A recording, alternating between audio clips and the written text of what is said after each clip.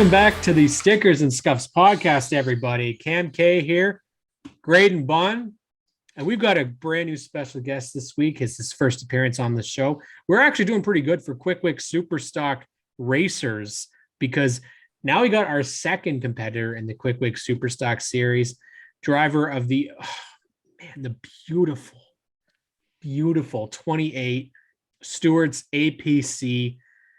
Oh, look at that ride right there. Ryan Dyson, welcome to the Stickers and Scuffs podcast. Thanks for having me, guys. I watch all your episodes and everything. You guys do a great job, so I'm pretty happy to be here. Awesome. It's so crazy to hear people say that they listen to us. Awesome. We have to start too because I was a noob when it came to Delaware Speedway. And thanks to Rogers TV, I was able to watch so much racing at Delaware Speedway this year. You made a change. You entered into the Superstock series. Can we talk about your racing career prior to the Superstocks? Where did it start? She's a pretty short list. Oh, awesome. I raced. I went up to, I think it was Cameron Motorsports Park or Cameron Motorsports or whatever it was called in Hamilton. Just did like the arrive and drive go-kart stuff. And then, I always love racing and stuff. So I started doing that just for something fun to do. And then I went to university and had no money. So that was that. And I wasn't sure if I'd ever race or anything. And I think it was about the first year after that, my brother and I decided to build a bone stock. And we did that for 1 year. And if you name it, we broke it on the car without hitting anything. We blew a motor up and this and that. And we were like, what the heck have we got ourselves into? I'd never even changed a tire. And we just decided to buy everything and go for it. And we did that. And then once we finally got that car working, I think we got 3 straight top 10s to end our bone stock career. And I decided, okay, this is fun. We're going to keep doing this. I don't ever want to be a fan again. So we built a truck over that winter. I think that was the winter of 2018. We built a truck to go race out of Delaware. And then that was great right off the get-go for us. I think our first night we qualified top 5. And I think it took us 6 or 7 races to get our first feature victory in that. And then we ended up backing it up with another one. And then we were planning on running the truck again in 2000 and what was that? I don't know. The years blend together now. 2020. Yeah. I think we planned on running the truck again. So we made it. We did pull a whole new body, redid a bunch of stuff on it. Everything we learned, we put into it, and it was a rocket ship. We took it out for practice, I want to say twice. And we were like below track record times with it. And we were like, this is awesome. And then COVID and everything shut everything down. So Delaware announced that they were closed for the year in 2020. I got a great opportunity to purchase a super stock. So pulled out the old line of credit and we bought that. And then it was announced that I think that year it was called the McCall Racing Enterprises Superstock Series, Quick Series. I was like the trial run for that series. So as soon as that was announced, I said, we're not going backwards. So I posted the truck for sale. We never even got to race it. We posted pictures of it and stuff that year, and it looked badass, but we never got to race it. So then we went with the Superstock 2020, and then we did 3 races there. Our third race, I think we finished second at Jukasa in our third race. And then last year we went full time and went for it at Delaware and the Quick Series. Just if you're gonna do it, why not do it, right? Absolutely. Go big or go home. That's right. Let's just explain, because again, for racing people like myself that maybe didn't know about this, what is a bone stock? You pull a car off the street, you strip the guts out of it, you put a cage in it, racing seat, some little things like move the battery, and you're allowed little bits of camber, some stuff here or there, but like you're still on street tires, and it's literally like a bone stock car. Like it's just something for people to get their feet wet, and you do some safety stuff and you go have fun. So what was the car that you ended up using for your bone stock? Do I have to say? Yes. Yes. I want to hear. I think it was a 2004 Dodge Neon. Dude, I've watched those are a stout little race car, honestly. Yeah, like they're solid. Like we didn't build that one. I bought that one because, like I said, we had no idea what we were doing. So I bought that one race ready, and it was a Dodge Neon. I love that. That's what I love about that bone stock series, man. You go around, you see some of these cars that they're running around there, and you're like, Oh my God. I could literally just pull this right off the road, man. Pretty much. It's so much fun. And those fields are huge. So when you got in there, did you feel like you guys were going to be successful right off the bat? I had no idea. I mean, I'd done iRacing and stuff forever, and people say it's not the same. It's not the same. And I felt like some of the experience I brought from that could at least help me know the racecraft and stuff. I feel like in that aspect, it's useful. Obviously, it doesn't teach you how to change a ball joint or something, but that's a good point. I don't know. I didn't know. We really didn't know what to expect. And then, we went out and practiced a bunch, and it was probably the most expensive mistake I've ever made. So could somebody like my co-host here, could he be racing bone stocks? Oh, for sure. It's honestly, it's a fantastic way for anyone to get involved. It's, I don't want to say cheap, but it's about the most inexpensive way you can go racing. I mean, but you got to buy your trailer and your safety gear, but that stuff you have, right? I mean, it's that initial expense. But the bone stock itself is, I don't know, they're probably $3,000, $4,000, $5,000 to build now, which for a race car is fairly inexpensive. Mm-hmm. Something we got to think about. Scuffs racing, eh, Cam? I don't know, man. Partnership with JRD or something that might help. Okay, so Ryan, you've touched on a couple of things that I want to talk about. One being Jukasa Motor Speedway, and two being iRacing, which I think you made a comment on Twitter about if there was a way. I don't even like talking about the day that track gets wiped off the face of the earth. Is there any way that track can be scanned so that can live on in terms of iRacing? I want to talk to you about that as an iRacer and as an actual pavement racer. I'm asking as a sort of historian, like my dad, my uncle, albeit it was a different track, but I mean, it was the same footprint. They hung out there. We got to enjoy the few years that it was there. It would be so cool to see like some sort of a Canadian Nationals iRace or something like that, where you could get a bunch of people together, right? Yeah, I mean, that whole deal's a shame, right? And yes, everyone's talked about it enough. I don't have anything more to chime in on that other than just saying, I mean, it was such a sad thing that we've all kind of said it, but we could look at this as maybe making some sort of a good come out of it, maybe, right? Yeah, I mean, it would be awesome. I don't even think I've been on iRacing in like a year, honestly. We've been so busy out here, but I'd love to at least get it preserved. I know. Yeah. What track is the oval at Mossport? I know iRacing scanned it, and so really it never got built or whatever you want to call it on iRacing. It was never saw through and made available. But I know they have scans of that track, so if they ever wanted to, they could, make that public and stuff. So it would be awesome for them to at least make the trip and digitally preserve it. I mean, no one knows what's happening to us. I don't know if it's getting torn down. I don't know if it's just going to sit there. I don't know. But it would be awesome for iRacing to at least get out there.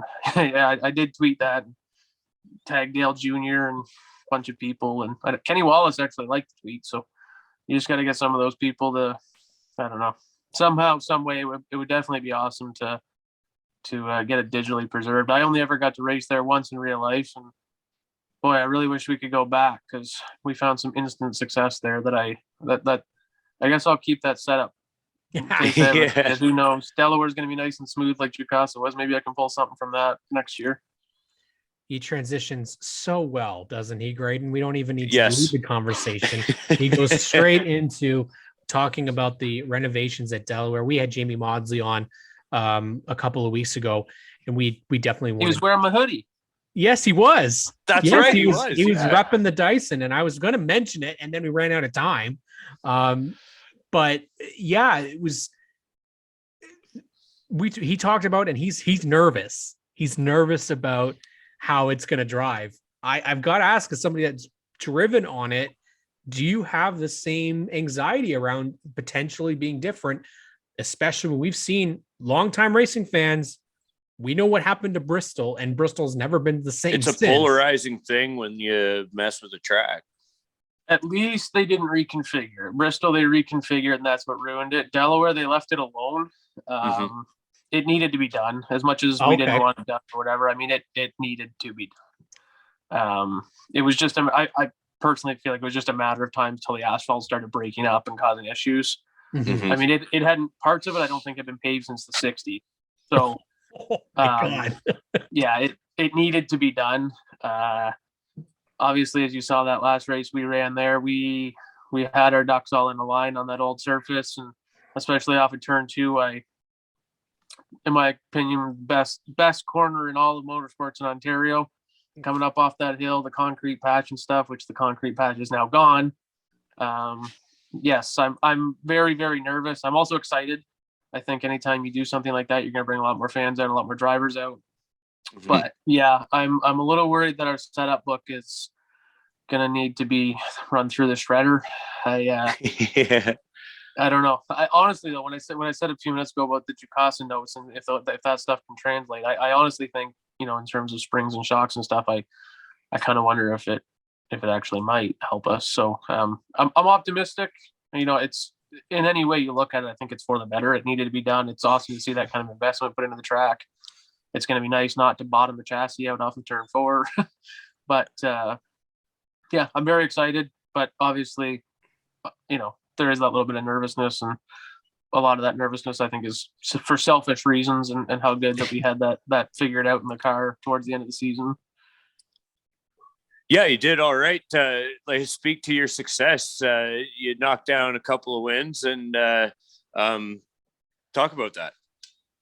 Yeah, I mean, I guess it's still 2021 for a couple of weeks. So I guess this year we we had some great success at Delaware. We finished 3rd in points and won Rookie of the Year. So I think finishing 3rd in points out of that depth of a field and winning Rookie of the Year in the same year was definitely something that I think we turned a lot of heads and something that we're very proud of. I wish, obviously, we could have been a couple steps higher, and we were, oddly enough, we finished 28 points out of the championship with the 28 cars. So, you can always look back and go, okay, well, this night if we didn't blow the motor, or this night if we didn't do this, we could have been right there. But the fact that we went into championship night with one of 3 cars with a mathematical chance at the championship, I think that was pretty cool. So it seemed as though every time we left Delaware this year, it did not go so well.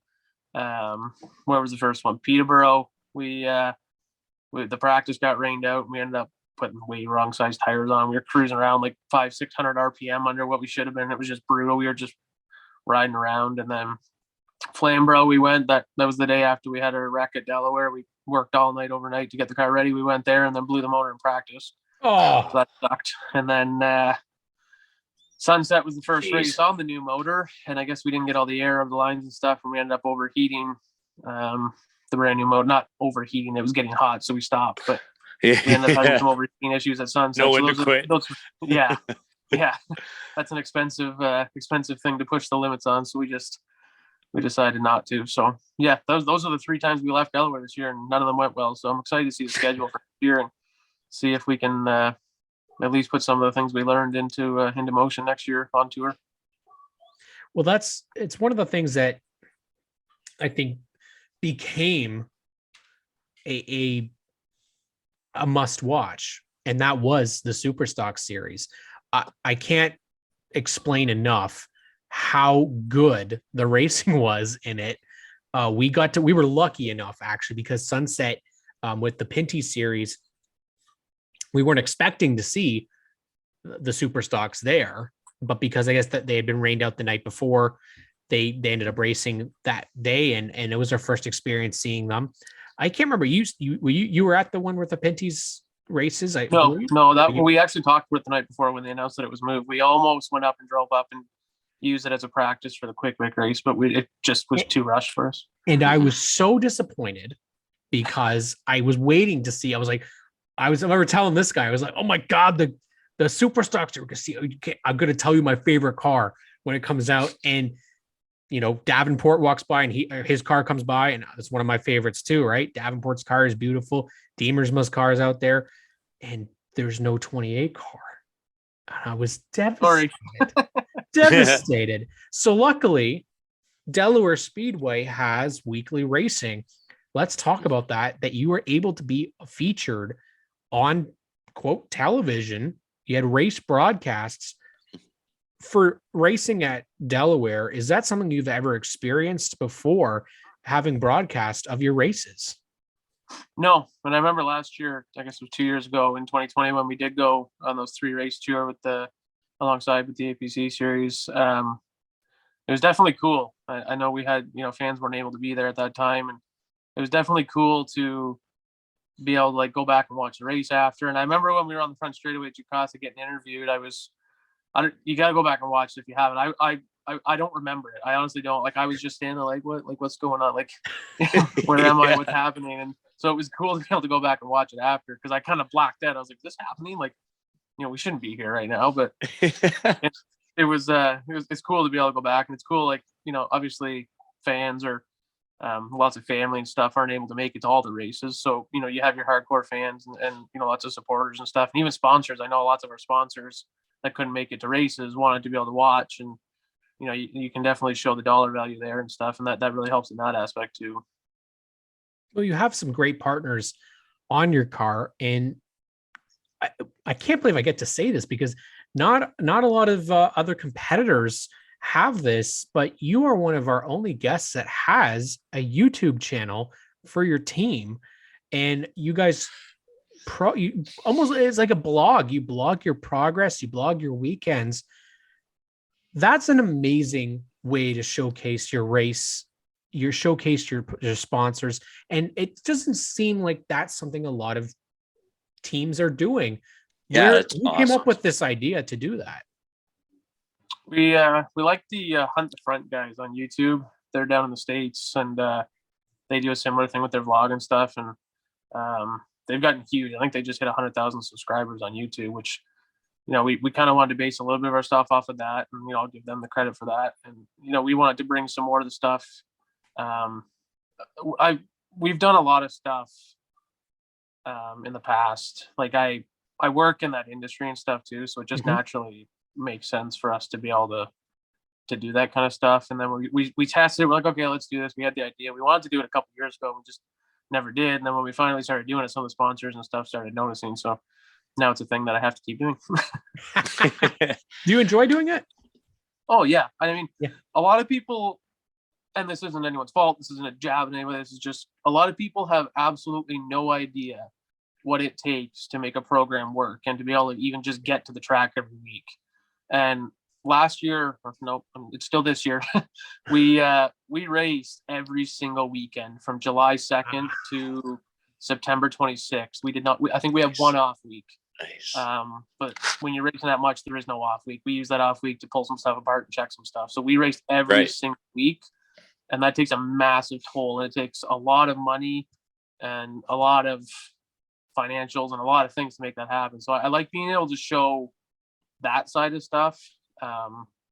Obviously, it doesn't matter what we do, the at-track stuff, the in-car cameras, all that gets more views. I've kind of spaced it a little bit this winter, not showing too much. We're really trying to get back in here and work on the body, and we built a new pit cart, and there's some of that stuff that I'm trying to show off now. But I like showing people what it takes, and like it's a good 40, 50, 60 hour a week job to just race at this level. So it's cool to be able to show people that. And that all touches on like how the animal of selling yourself, standing out in your talent pool, all that marketing and that sort of thing. But like, you have to have a pretty solid work ethic. Like, you're out there right now taking some time to talk to us, but you're wrenching on the car, and you're also talking about doing YouTube stuff. I mean, that's what being a 2021 racer is. Yeah, there's all kinds of different media avenues, and the world's a different place now than when Alan Kwiecki did it. So you got to utilize everything that you have in your pocket. You got to utilize everything you can to make sure that your sponsors are happy, and this is definitely one of the things that we're able to do. So definitely want to be able to continue to do it. What's that? Yeah, it's really cool. That's really neat. I appreciate it. Yeah, I mean, one of the things that has been kind of a big point of topic for NASCAR fans this year is, where's our drive to survive, right? It's so big with Formula One. A lot of people love that behind the scenes action. And I think Graydon and I have kind of been from that. We've been campaigning for that type of stuff here because it is, we're hopefully going to be able to do some shop tours in the future. And that is something that we want to, again, showcase because people don't realize how big, like you said, of a job it is. And as a super stock team, like you're showcasing, okay, we just spent all this money and we're going out to the track and then something happens on lap number 1 and it's ruined us. And at Delaware, that happens quite often, right? There's some moves that people make and you just go, what are you doing? Yeah. Right. And you guys actually show, okay, well, this is the damage that it caused. And now we've got to do this, and this to get ready for next week. Or in your case earlier, you guys had to get ready for the next day. And that's not something that these big giant expense, these race teams that have money out the wazoo that they can just, let's just get this other car. We'll just get one of our 30 backup cars and we'll just take that to the racetrack. No, you guys got to work on the same piece. And especially in the quick in the Super Stock series, there can be a lot of carnage as well. We've seen it this year. You have a lot of competitors in that series that you have to face off with. And I feel like a lot of them actually do compete weekly at Delaware too. So let's talk about those competitors on the racetrack that you have to deal with week in and week out. I'm going to start with the obvious choice here, and that's the driver of the number 1, Trevor Culver. Is there a possible way that you guys can stop him aside from just, voodooing his car? Because, I feel like, he had an off season this year, but it almost didn't feel like an off season because he still runs up front every week. Yeah, no, he's been in the Super Stock series for a while, and he's definitely got his stuff figured out. And I feel like we definitely closed that gap at the end of the year. Trevor's always been our, we got to beat him. That's, he's the one that you strive for. In Delaware, at least. Zardo obviously had the tour figured out and stuff. Yes. But in terms of Delaware, Trevor, I feel like we bridged that gap a little bit. Our championship night at Delaware, we were all over the back bumper and stuff. And I feel like we were right there. You got to pass them. It's one thing to be there. It's one thing to pass them. But we were right there, same speed. So that was a good night. And then obviously the the final championship at Delaware. It's not a cocky thing. We were the fastest car there. So I think that we've definitely bridged that gap a little bit. And as people start to figure stuff out, but then at the same time, as hard as we're working this winter and building stuff and updating stuff, that they're doing the exact same thing. So there's always going to be the push to try and catch people. And I would definitely say for us, Trevor is the one that we strive to try and keep up with. And if not, get ahead of, because I think, this year he definitely had a championship caliber season and a couple of things took him out. And Andrew Ferreira had a championship caliber season without a few things happening. So I'll say, and then you've got to beat that pesky 36 when you go to all the other races. And Lane knows how to win in that 36. And it seems as if that there's kind of the top guys, but does it not feel like you racing it on a weekly basis that anybody could potentially win races? You have a pretty stacked field. Yeah, at Delaware, we were averaging like 18 to 22 cars or something every single Friday night, and I feel like half of them could win. And that's great for competition. That's great for getting more cars out. That's great for the fans. That's great for everybody. And I think that next year it's going to be even more. I don't. This is just a complete guess, but I expect there to be 25 plus super stocks on a weekly basis at Delaware next year. It just seems to be the series that everybody wants to go to. Mm-hmm. It's they're basically an affordable-ish late model now. We don't have steering racks or anything like that, but they're almost the way that a limited late model started. It's when I say affordable, like you guys know what I'm saying. It's a late model competition, relatively series. Speaking. Yes. Yeah, it's got the competition of a late model series, and it's the same quality of racing and stuff. You're the second and a half slower, but the competition level is there, if not even better. And I just, this year you saw a lot of guys migrate, and you saw the racing competition was through the roof. So, well, it's absolutely true. Absolutely true. Yeah. that's the thing, that like the hunger there, like you say, like maybe the pace is a second or second and a half off, but I mean the hunger in the competition is probably amped up past they're all wanting to dig hard and put on a show for sure. We're gonna go on a little walk here, guys. I apologize. My phone's dying and I want to keep talking to you. So we're gonna go on a little walk and then I'll walk back to the garage. Well, we're getting close here. You recently announced you've re-upped for, you got some partnerships happening for 2022, right, Ryan? Yeah, of course. Sorry, it's gonna get dark here. I didn't plan on my phone going away this quick. I apologize, but yeah, we brought Douglas Window and Door Inc. back on board, and they're a primary partner. And I can't thank them and Chris George and everyone at Douglas Window and Door enough for what they do for our racing program. And yeah, to have them back on board, to have them back so early, it's awesome to be able to announce sponsors as fast as we are. And we've announced Douglas Window and Door Inc., Dock State Property Maintenance. Actually, they messaged me right after the last race, and we're like, we want to do more next year. We love what you're doing. We love the touring aspect. We love everything like that, and how proud they were of the season we had and stuff. So it was pretty cool to have sponsors reach out to us before we even got the chance to reach out to them. Nice. And so they're gonna have a little bit more of a prominent role on the car this year. And obviously APC Auto Parts Centers has been one of our flagship partners since we started racing, and they're back with us next year. Epic Raceware is back with us again next year. We have so many partners, and this program doesn't work without them. I can tell you that much. I don't have that deep a pocket, so I can't thank all of them enough for even allowing us to show up to the racetrack. I was talking to you guys a little bit before we went on the air there, that the car is going to look a little different next year. And the only hint I'll give you is Douglas Window and Door. Interesting. Nice. So it's going to be windows on wheels then, isn't it? It's just going to be two doors and two windows with wheels on them.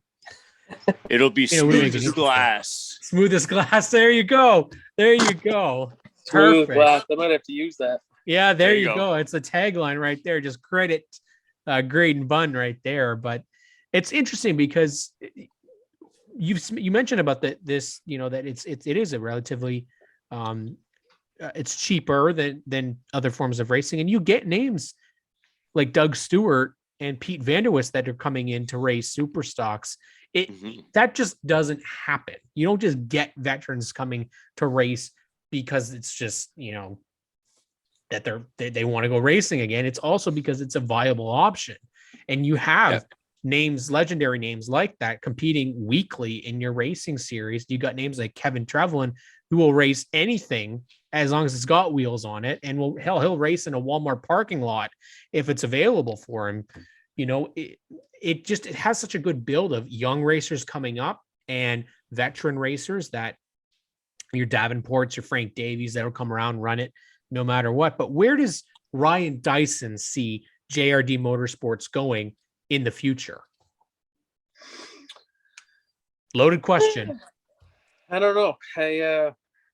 We've gone through the ranks and everything pretty fast. I think we're gonna sit here for another season at least. Obviously, I feel as though with the right steps, and we're just a few pieces of the puzzle away from making a championship run at Delaware, and with the experience we gained at the other tracks this year, I mean, the competition level is insane. I'm not gonna sit here and say that I hope to have a championship run on tour, but if the right pieces fall the right way and we continue to advance as fast as I think we are, I would like to make a little bit closer of a championship run on tour this year. And everyone wants to get to a late model. Everyone wants to get to the NASCAR Pinty Series. Everyone wants to, continue up the ranks and stuff. But I think we found a great home in the Superstock Series for this will be, I guess we're going into our third season in the Superstock. Technically, we ran 3 races in 2020, the full season in 2021, and then 2022 will be our third season. So I'm just excited to see how that goes. And yeah, I mean, one day I would love to be in a late model. I'd love to, one day get to the NASCAR Pinty Series or something. I think that would be awesome. And the sky is the limit. You can dream as much as you want. Yeah, I mean, I'm happy with where we are, and I'm happy with the progress we've made. But obviously, one day I'd like to continue to move up, and I'd love to keep going up the ranks.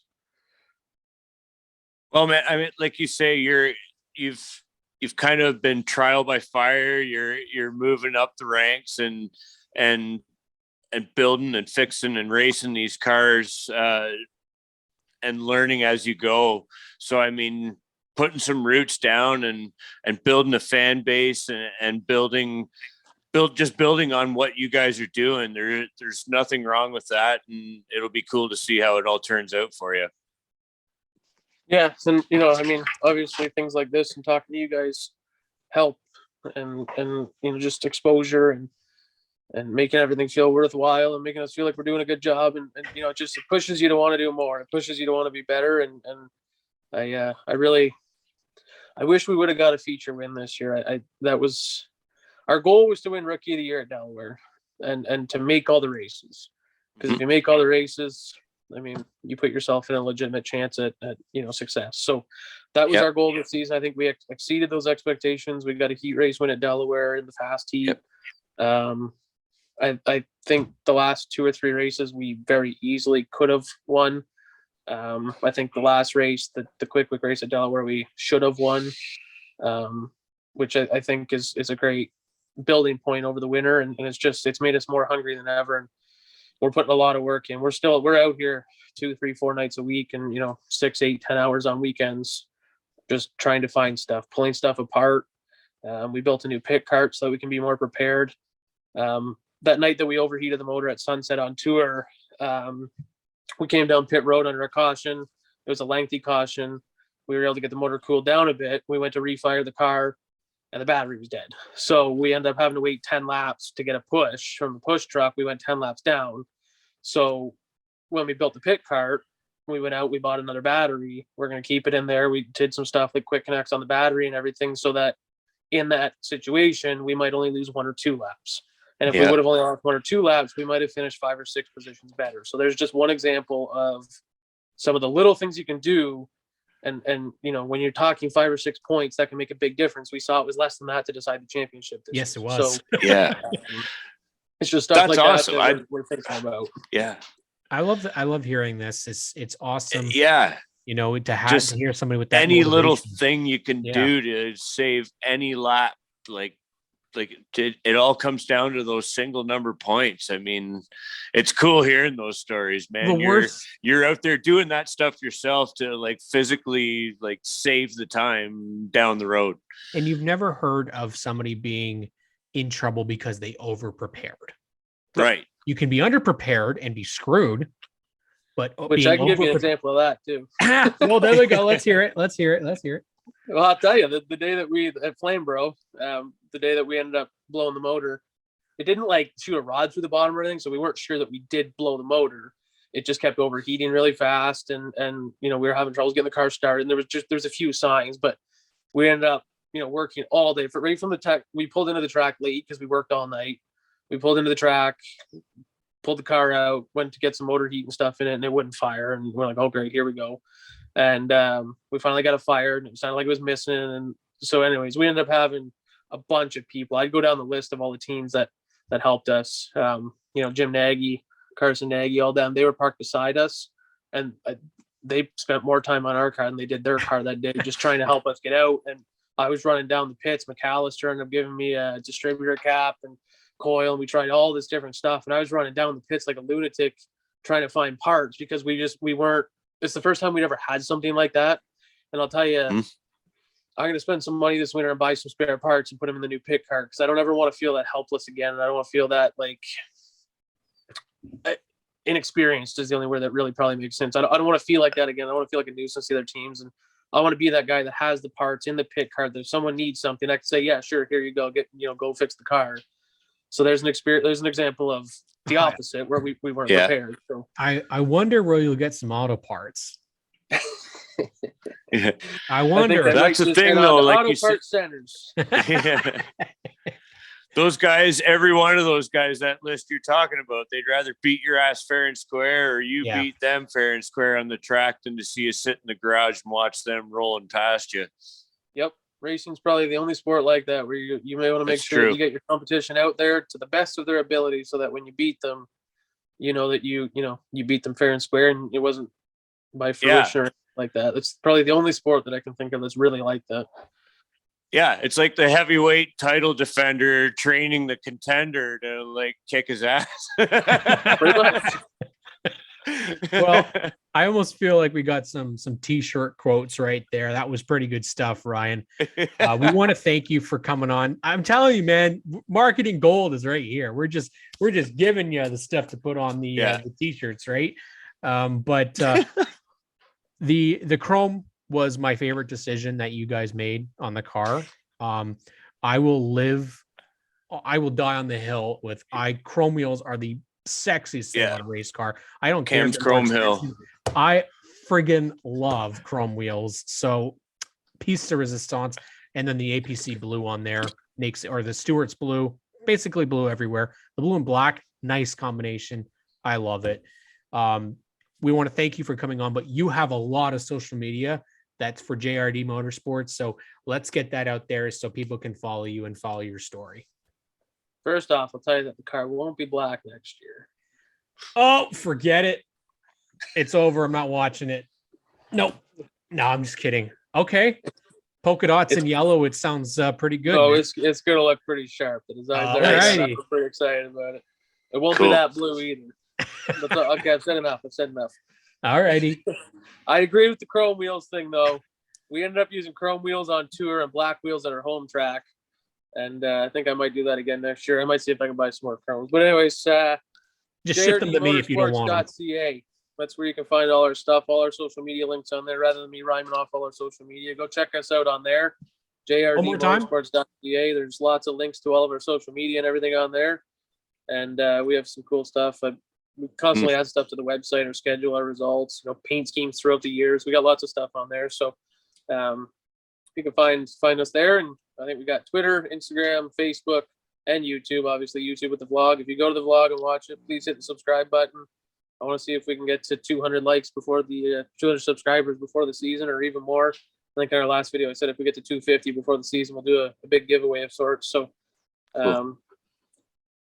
there's lots of places to follow us, lots of places to see what we're doing, and we try to constantly post content even over the winter.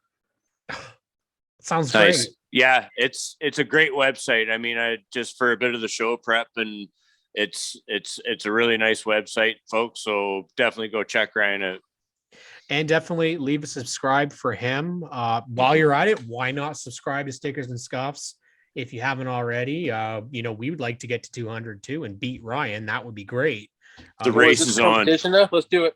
Let's do it. Our YouTube race right to the end there. We were close, man. We got 19 to go, but we always want to make sure that we get more subscribers for everybody and more people into the racing scene and get more companies. Hell, just looking around the rooms here, why not get a Kellogg's on the 28? I mean, that would be kind of cool, right?